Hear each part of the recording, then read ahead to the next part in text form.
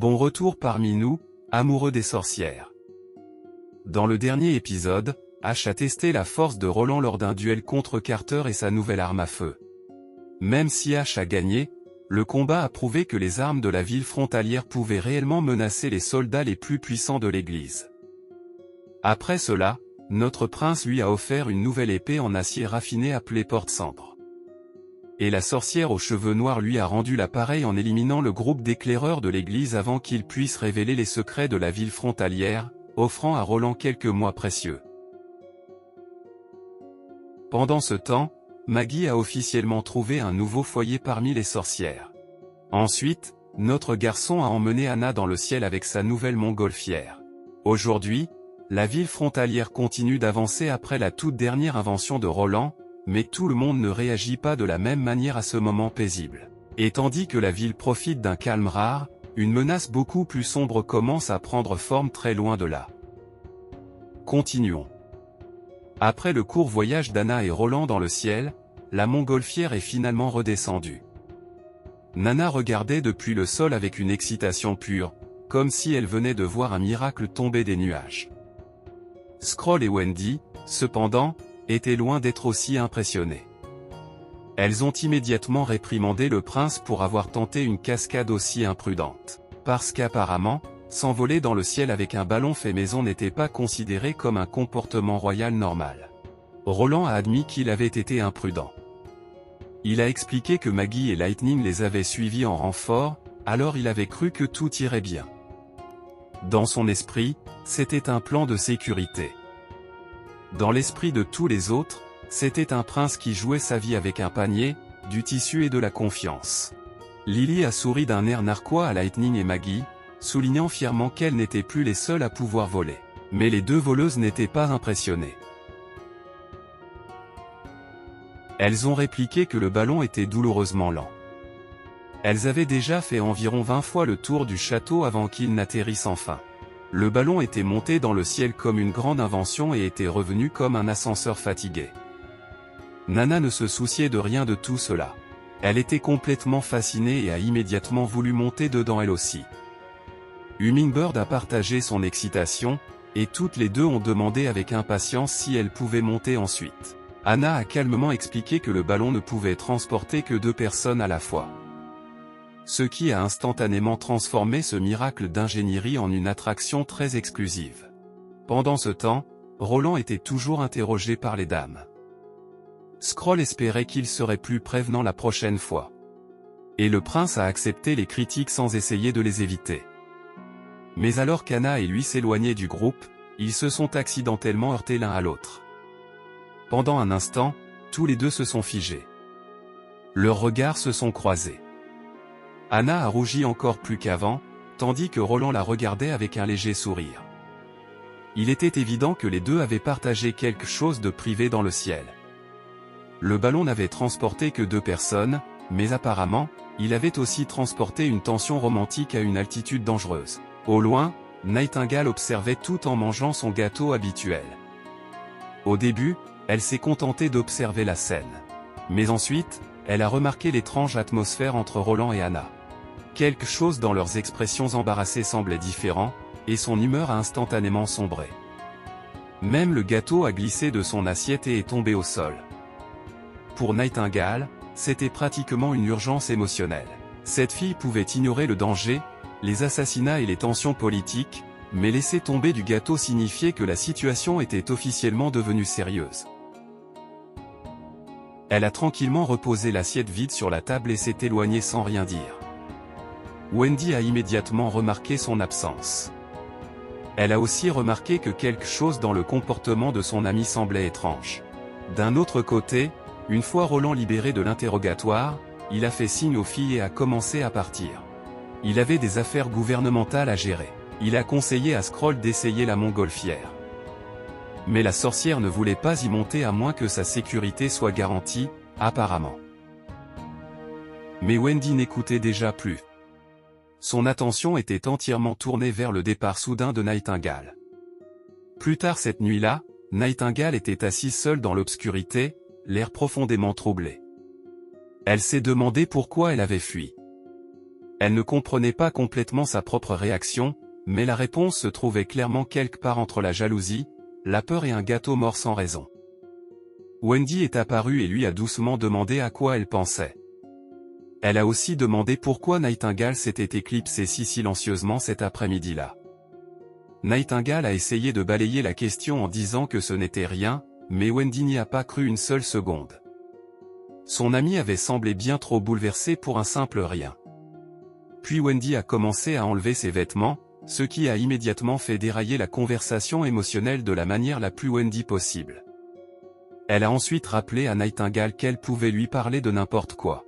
Même Nightingale a rougi et l'a rapidement tiré en arrière, lui disant de mettre quelque chose avant de poser des questions sérieuses.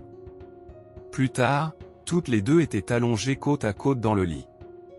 Wendy a continué à pousser doucement son amie à parler honnêtement. Finalement, Nightingale a évoqué le moment où Scroll avait demandé à Roland s'il épouserait une sorcière. Le prince avait répondu par un simple « pourquoi pas ». Mais cette réponse avait eu plus de sens que quiconque ne l'avait réalisée. Nightingale a rappelé à son amie qu'elle avait la capacité de savoir si quelqu'un mentait. Et quand Roland avait donné cette réponse, il disait la vérité. Wendy lui a aussitôt saisi la main et l'a averti de ne jamais révéler cela à qui que ce soit dans l'Union des sorcières. Mais Nightingale ne comprenait pas pourquoi. Alors la sorcière aux cheveux roux a expliqué que Roland était destiné à devenir le roi de Château-Gris.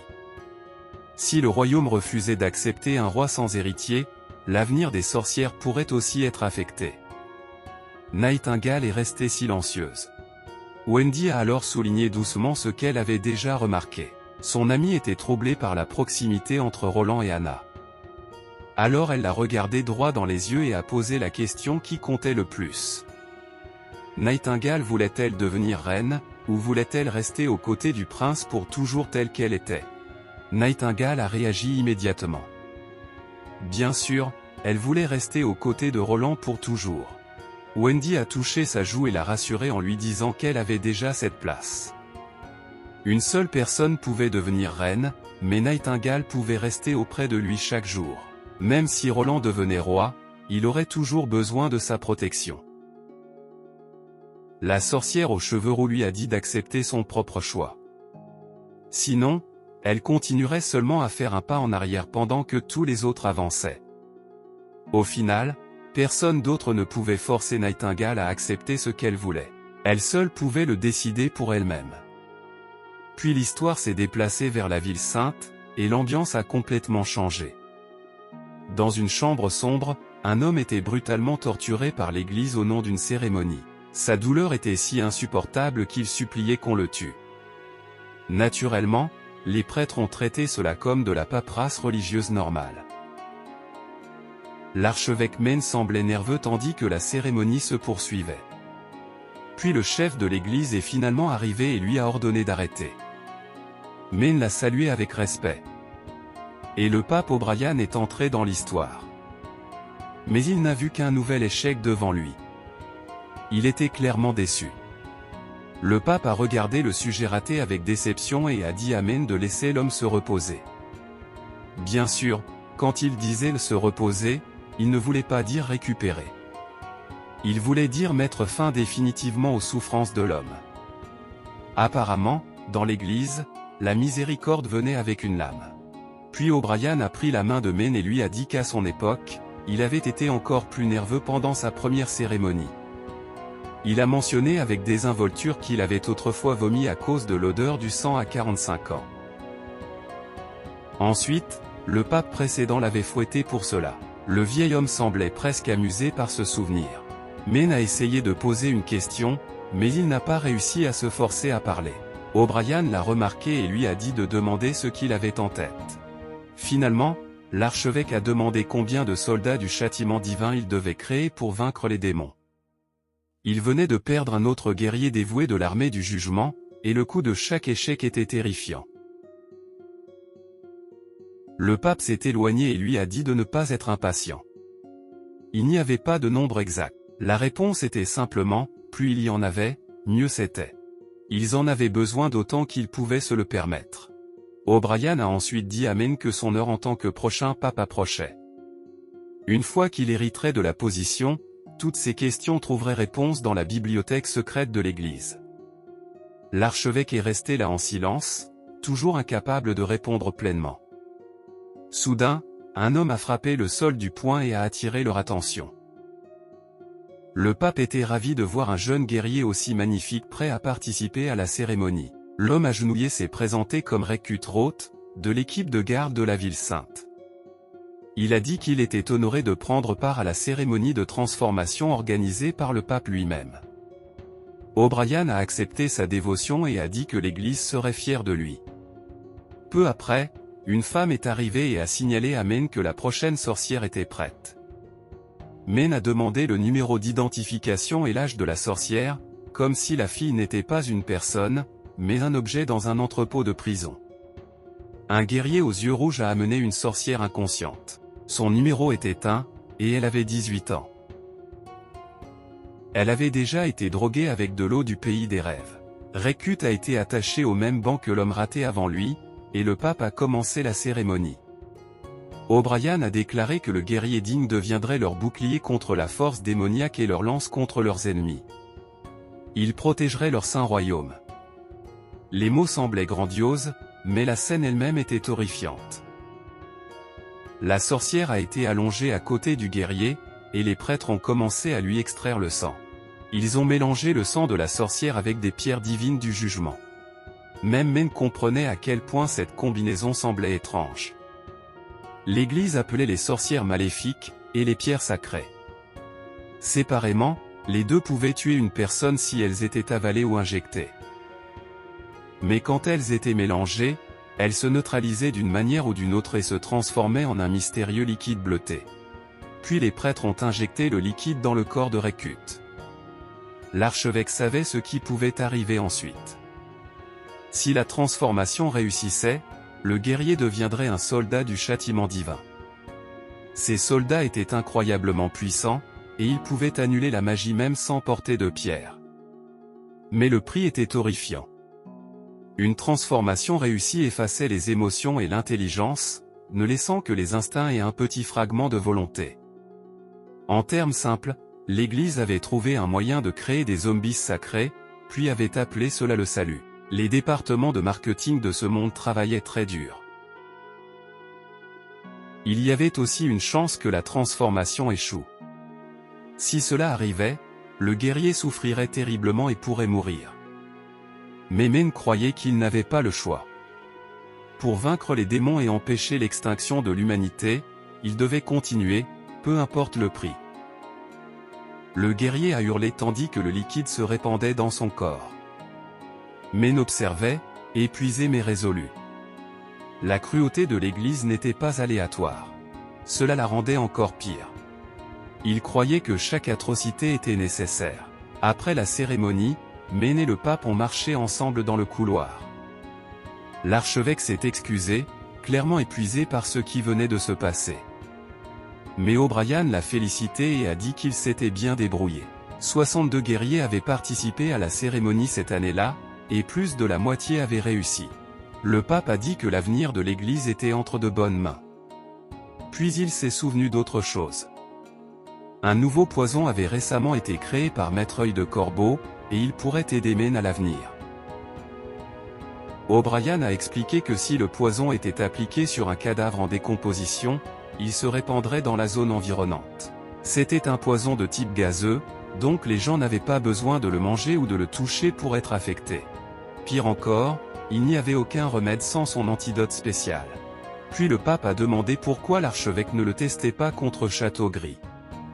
Il l'a dit calmement, presque avec désinvolture. Parce qu'après avoir transformé des gens en machines de guerre sans émotion, la guerre biologique était juste le prochain point sur le calendrier de l'Église. De retour à la ville frontalière, l'atmosphère était de nouveau paisible. Anna était dans la montgolfière, complètement émerveillée par le paysage. Elle avait l'air de pouvoir fixer la vue pour toujours sans s'ennuyer. Puis elle s'est tournée vers Soraya et lui a demandé si elle ressentait la même chose. Mais quand Anna a regardé de son côté, elle est restée sans voix. Soraya avait peint les paysages qu'elles avaient vus d'en haut, et les résultats étaient incroyables. Anna parvenait à peine à former une phrase correcte en essayant de complimenter les peintures. Soraya, pendant ce temps, était tellement concentrée sur son dessin qu'elle a simplement demandé ce qu'Anna avait voulu dire. Après leur atterrissage, Roland s'est précipité dans la pièce de très bonne humeur. Il avait entendu dire que le style de peinture de Soraya avait changé de façon spectaculaire, et il voulait le voir par lui-même. Quand il a ouvert la porte, il a trouvé Anna et Soraya à l'intérieur. Plus important encore, la sorcière artiste était entourée de peintures étalées sur le sol. Les yeux de Nightingale se sont immédiatement aiguisés. Au moment où elle a regardé Soraya, elle a compris que la magie de la sorcière avait changé elle aussi. Roland a rapidement compris ce qui s'était passé et a demandé si la capacité de Soraya avait évolué comme celle d'Anna. Il était sincèrement heureux. La ville frontalière avait gagné une autre sorcière évoluée, et pour lui, c'était mieux que de trouver un trésor. Anna a attrapé quelques peintures de Soraya et les a montrées à Roland. Quand il les a examinées, il a remarqué quelque chose d'étrange.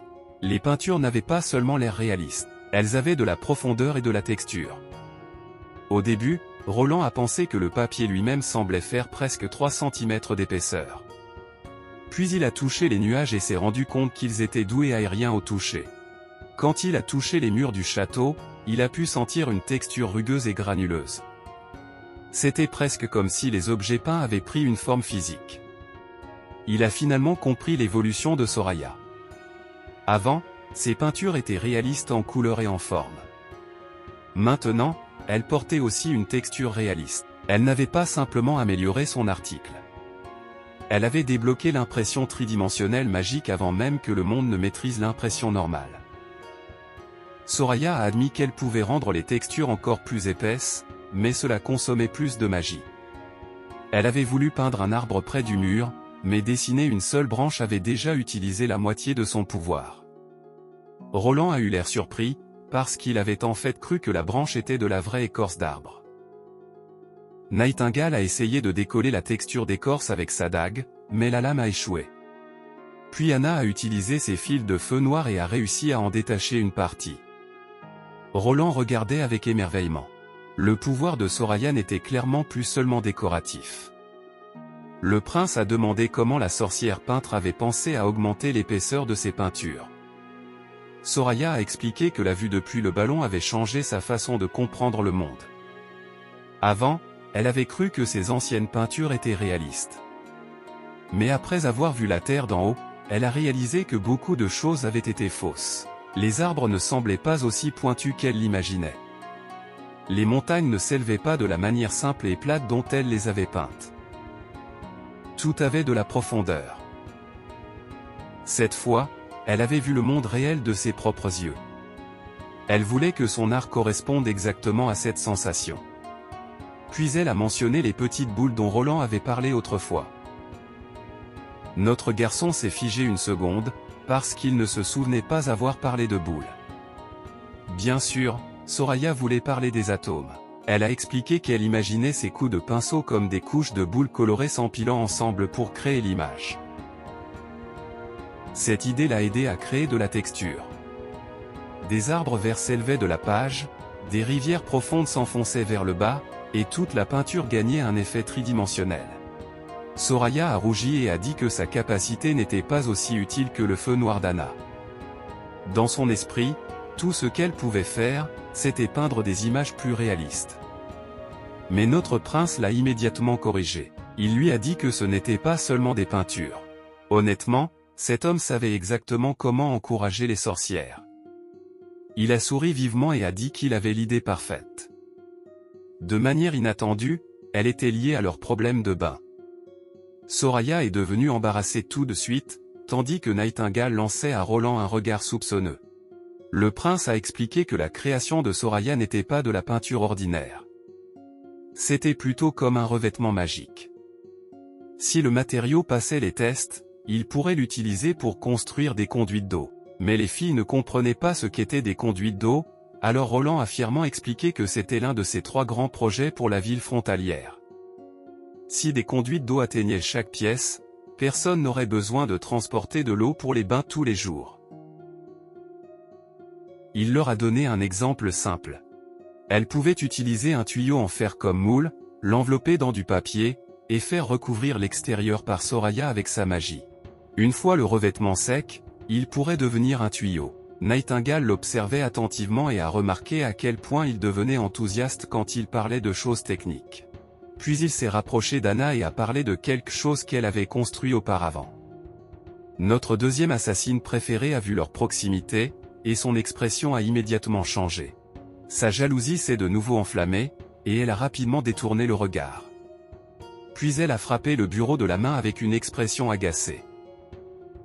Il n'a pas fallu longtemps à Roland pour remarquer qu'elle était contrariée. Il ne savait pas exactement pourquoi, mais l'atmosphère avait définitivement changé. Peu après, Roland s'est assis seul dans son bureau et a réfléchi au plan d'approvisionnement en eau. Il voulait construire un château d'eau qui pourrait contenir l'eau de la rivière d'eau rouge. Ensuite, il pourrait utiliser des machines à vapeur pour pomper l'eau dans la tour, tandis que le principe du siphon aiderait à la distribuer à chaque foyer. Si le plan fonctionnait, la ville frontalière pourrait avoir des salles de bain et des toilettes. Notre prince était clairement satisfait de lui-même. Dans un monde médiéval rempli de sorcières, de politique et de guerre, cet homme rêvait encore de plomberie intérieure. Des priorités respectables, honnêtement. Après avoir travaillé longtemps, il s'était tiré le dos. Même après s'être réincarné en prince, le mal de dos d'employé de bureau l'avait suivi dans un autre monde. Certaines malédictions étaient plus fortes que la magie. Pendant la pause, Roland s'est rendu compte que la présence de Nightingale lui manquait. Alors il a appelé son nom à voix haute. Pas avec une cloche. Pas avec un menu système. Il a simplement crié, parce que c'était la version du prince pour envoyer un message. Mais Nightingale n'est pas apparue comme elle le faisait d'habitude. Cela l'a surpris. Puis une pensée malicieuse lui a traversé l'esprit. Puisqu'il était seul, il a envisagé de faire quelque chose d'impensable. Bien sûr, nous parlons de voler quelques-unes des collations que Nightingale avait cachées dans le tiroir de son bureau. Avant qu'il puisse réellement prendre quoi que ce soit, Nightingale est soudainement apparue et a fermement arrêté sa main. Elle l'a averti de ne pas toucher à son poisson séché. Le plan de Roland avait parfaitement fonctionné. Il ne l'avait pas invoqué avec le devoir. Il l'avait invoqué avec un vol de collation, une stratégie royale vraiment avancée.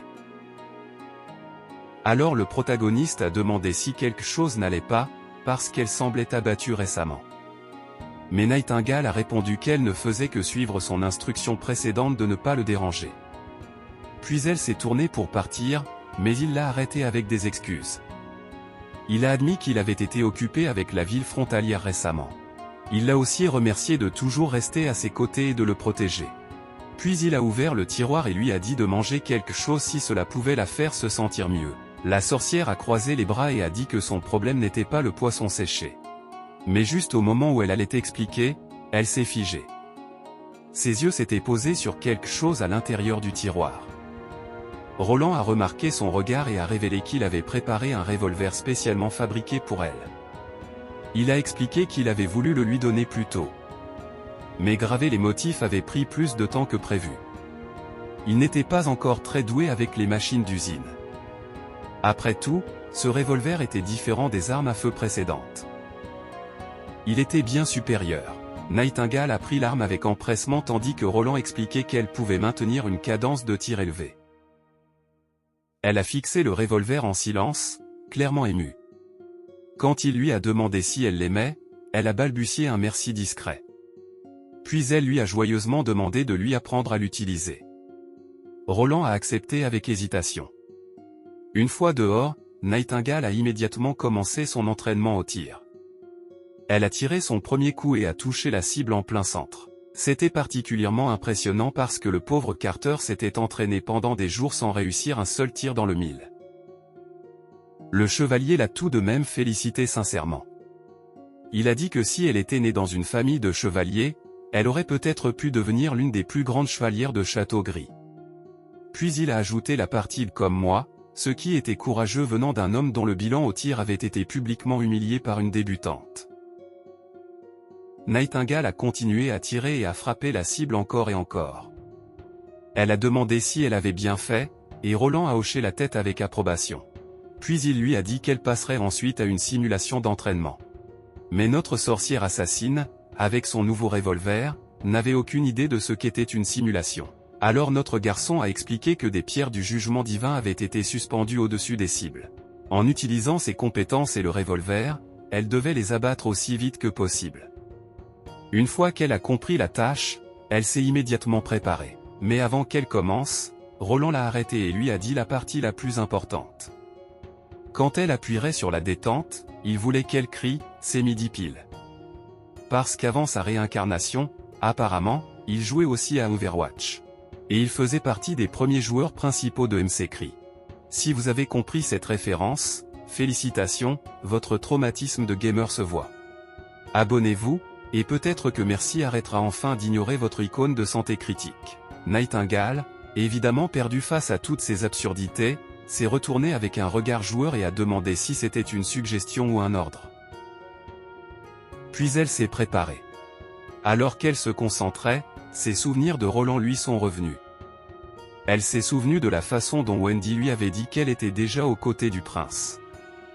Nightingale a pris une profonde inspiration et a finalement accepté sa propre réponse. Elle seule pouvait décider ce que signifiait sa place. Puis elle a tiré. Les balles ont frappé les pierres du jugement divin les unes après les autres avec une précision mortelle. Dans son cœur, elle s'est rappelé quel était le bouclier et la lame de Roland. Sans peur et sans regret, à cet instant précis, elle a juré de rester à ses côtés jusqu'à son dernier souffle. Plus tard, le grand jour est arrivé. Toute la ville s'est rassemblée pour regarder la pièce que Roland avait organisée. Le meilleur, c'était que c'était gratuit pour tout le monde. Le pire, c'était que la foule était si immense que toutes les bonnes places ont disparu immédiatement. Roland avait aussi invité Margaret et ses amis marchands. Elle l'a remercié pour l'invitation, et il espérait qu'ils apprécieraient le spectacle. Dans la foule, un autre marchand nommé Og était complètement distrait par la nourriture. Il trouvait les petits pains vapeur délicieux et voulait acheter la recette. Il avait déjà passé des commandes de machines à vapeur aussi, donc apparemment les petits pains vapeur allaient bientôt faire partie de la promotion du produit. Pendant ce temps, Marlon des Fjords était impressionné par les shops. Il admirait leur qualité et leurs matériaux, et voulait en acheter quelques-unes pour les vendre sur son territoire. Les marchands ont rapidement commencé à se disputer pour savoir qui achèterait quoi en premier. Margaret s'est excusée en leur nom et a dit que les marchands étaient des gens simples qui ne pouvaient pas arrêter de parler d'argent. Puis elle a mentionné autre chose qui avait attiré son attention. Roland avait recouvert les machines à vapeur de tissu rouge et les avait attachées avec d'énormes fleurs rouges. Elle a demandé si c'était une tradition de la famille royale. Notre garçon n'avait aucune bonne explication pour cette étrange cérémonie qu'il avait empruntée à son ancien monde, alors il a simplement dit oui. En cas de doute, il transformait la confusion en culture royale. Très efficace.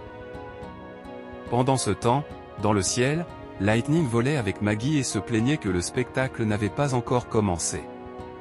Elle était presque à court de pop-corn. La fille oiseau avait l'air agacée parce que son amie volante avait tout monopolisé. En bas, Roland a mentionné qu'il était surpris que Lightning n'ait pas reconnu Margaret, même si la marchande avait presque été comme une figure maternelle pour elle. Alors la marchande a expliqué qu'elle s'était séparée quand la sorcière était très jeune, donc il était naturel qu'elle ne s'en souvienne pas. Pour l'instant, Margaret voulait seulement renouer naturellement avec elle. Puis Margaret a posé des questions sur le pop-corn et s'est demandé si c'était aussi une collation de la famille royale. Notre prince a de nouveau hoché la tête. En réalité, il avait demandé à Liv de créer un type spécial de maïs. Et Anna avait aidé à le préparer avec son feu. Pour lui, regarder un spectacle sans pop-corn était tout simplement inacceptable. De l'autre côté, Margaret n'était pas totalement convaincue. Elle avait vécu à la cité du roi auparavant, et elle a poliment dit à notre garçon de ne pas essayer de la tromper trop facilement. Puis, pour confirmer son soupçon, elle a demandé qui était son ami le plus proche à la cité du roi. Il s'est avéré que le vrai prince Roland avait un ami nommé Yorko, aussi connu sous le nom de Main Magique. Margaret a gloussé et a dit qu'elle avait entendu parler de lui. Le surnom venait apparemment de sa popularité auprès des femmes. Ce qui a instantanément fait regretter à Roland d'avoir répondu. Bien sûr que l'ancien Roland avait des amis comme ça. Pas étonnant. À côté de lui, l'innocente Anna ne comprenait pas le lien entre les mains et les femmes. Alors naturellement, elle a demandé. Notre garçon a alors fait un faux bruit de tout et a changé de sujet sur le champ. Il a rapidement poussé tout le monde à se concentrer sur la pièce pour l'instant. Puis le spectacle a commencé. L'histoire était Cendrillon. Irene, la femme de Ferlin Eltec, jouait le rôle principal. Pendant ce temps, May, la célèbre étoile de l'Ouest, jouait la sœur belle mais égoïste et jalouse. Elle était splendide sur scène, et elle avait parfaitement mémorisé chaque réplique. Il n'a pas fallu longtemps à Margaret pour la reconnaître. La marchande était stupéfaite et s'est levée avec excitation, faisant l'éloge de la célèbre actrice à voix haute. Elle se demandait comment le prince avait réussi à amener quelqu'un comme May à la ville frontalière alors qu'elle était censée être si occupée.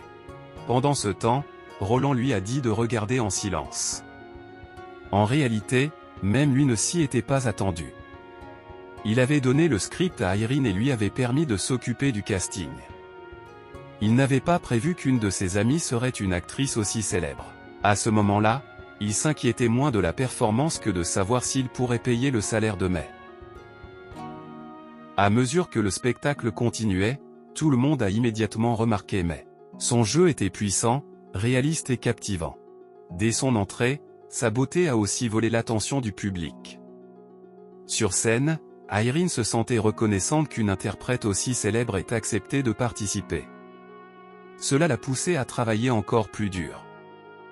Dans l'histoire, Cendrillon s'est excusé auprès de sa sœur et a dit qu'elle nettoierait rapidement le désordre. Mais la sœur arrogante lui a dit de se dépêcher et l'a poussée au sol, l'avertissant de ne pas s'approcher avec des mains sales. La poussée de May avait l'air si réelle que le public s'est sincèrement inquiété. Irene a heurté le sol violemment.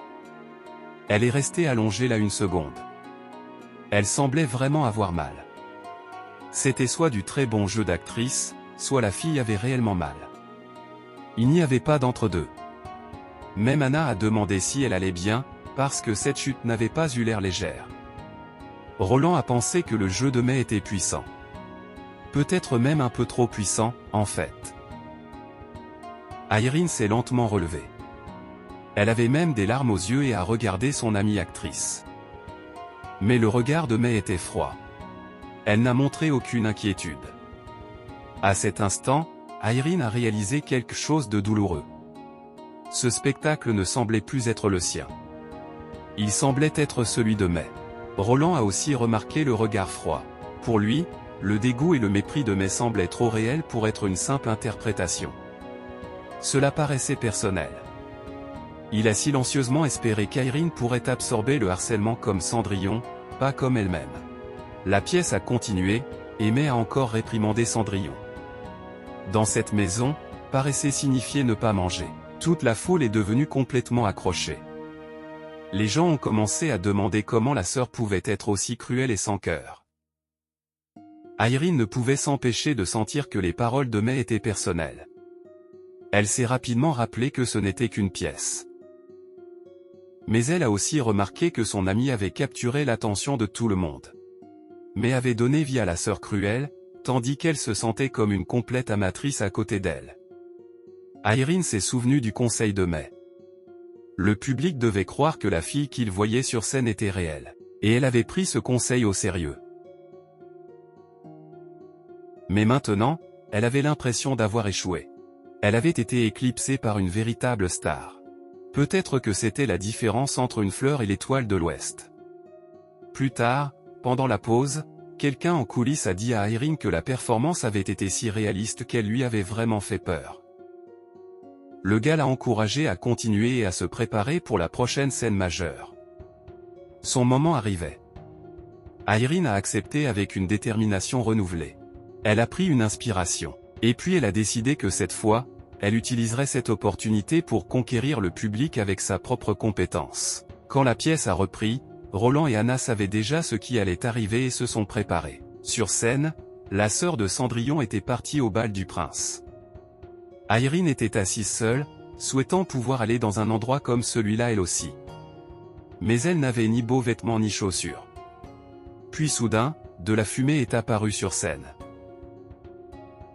De l'intérieur, Nana est sortie avec un costume de sorcière. Elle avait aussi un petit rôle à elle. La foule était choquée. Une sorcière était apparue dans la pièce. Nana a dit à Cendrillon qu'en tant que sorcière de l'Union, elle était venue l'aider. Roland a souri en voyant la grande surprise. Il avait transformé la marraine fée en sorcière. Officiellement, c'était pour promouvoir l'amabilité et la gentillesse de l'Union des sorcières. Officieusement, c'était de la propagande avec conception de costumes. Et cela a fonctionné.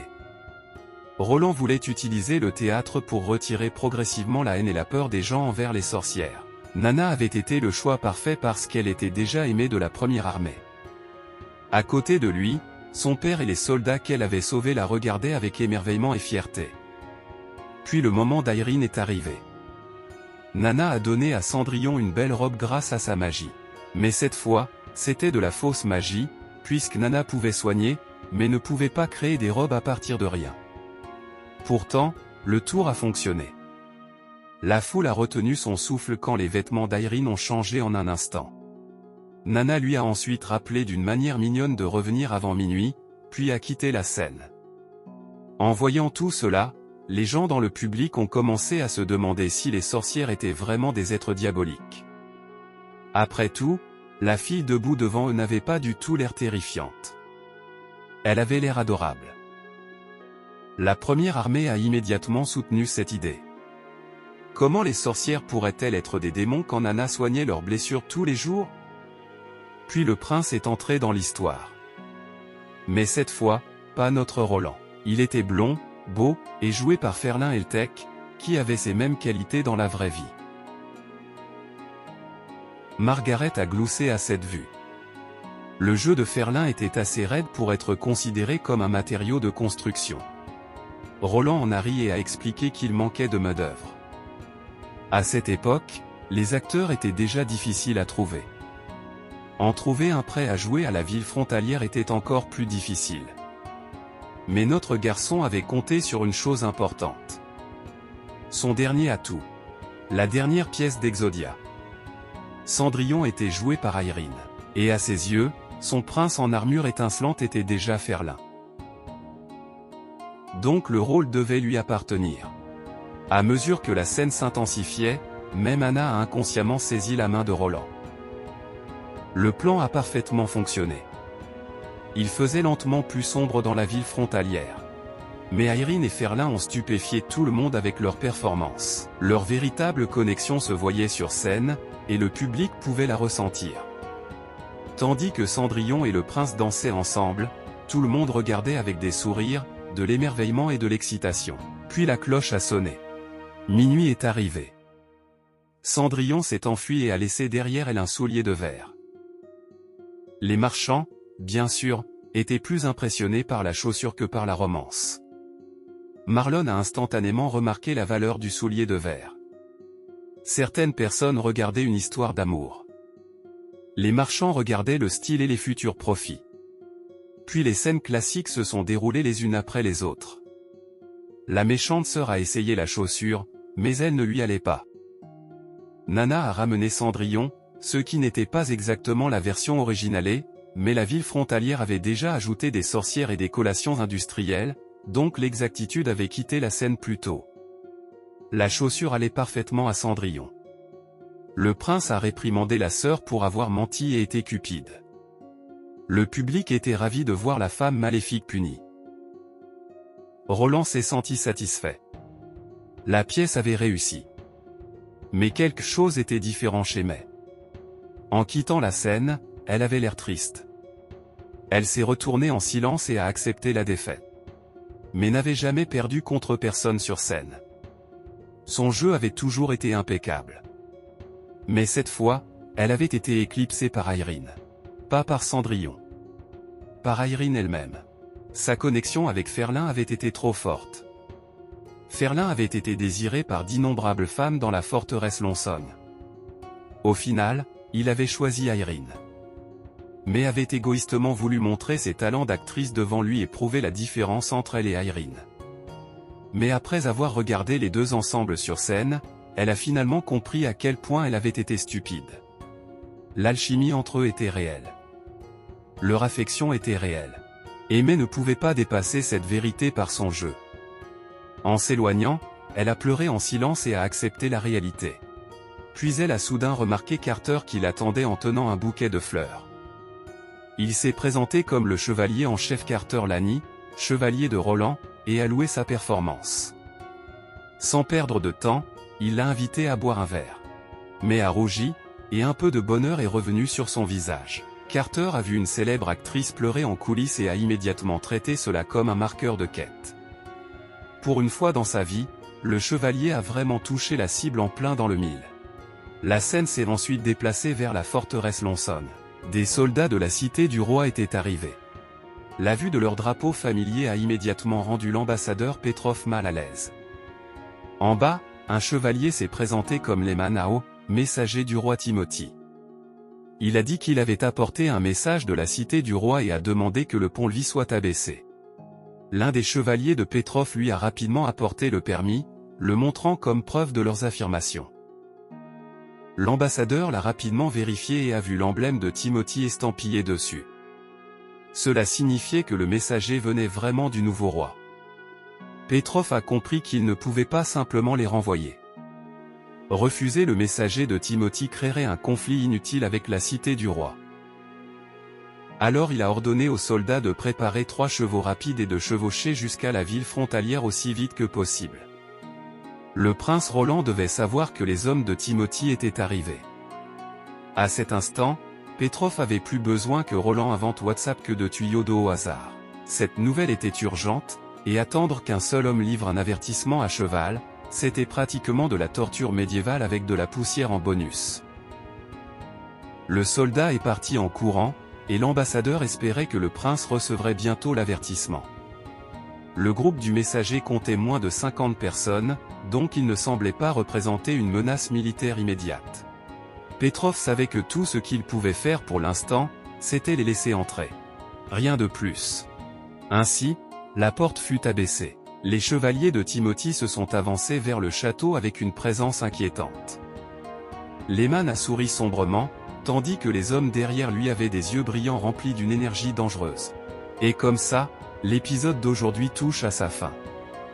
Tandis que la forteresse Lonson ouvrait silencieusement ses portes à un cauchemar. Roland avait passé ce chapitre à construire l'avenir, une idée impossible à la fois, des tuyaux d'eau, des montgolfières, des revolvers, du théâtre, et même la confiance du public envers les sorcières. Pendant un instant, on aurait presque dit que la paix était en train de gagner. Mais l'ombre du roi Timothy avait enfin atteint l'ouest. Et au moment où ces étranges chevaliers aux yeux brillants ont franchi la porte, une chose est devenue claire. Ce n'était pas seulement un message royal. Parce que tandis que Roland apprenait à la ville frontalière à rêver plus grand, ses ennemis se préparaient déjà à entraîner tout le royaume dans quelque chose de beaucoup plus sombre. Si vous avez aimé l'épisode, pensez à liker, à vous abonner, et à nous rejoindre à nouveau alors que Roland affronte la prochaine tempête qui arrive sur la ville frontalière. Merci d'avoir regardé. Et comme toujours, on se retrouve tous dans le prochain épisode.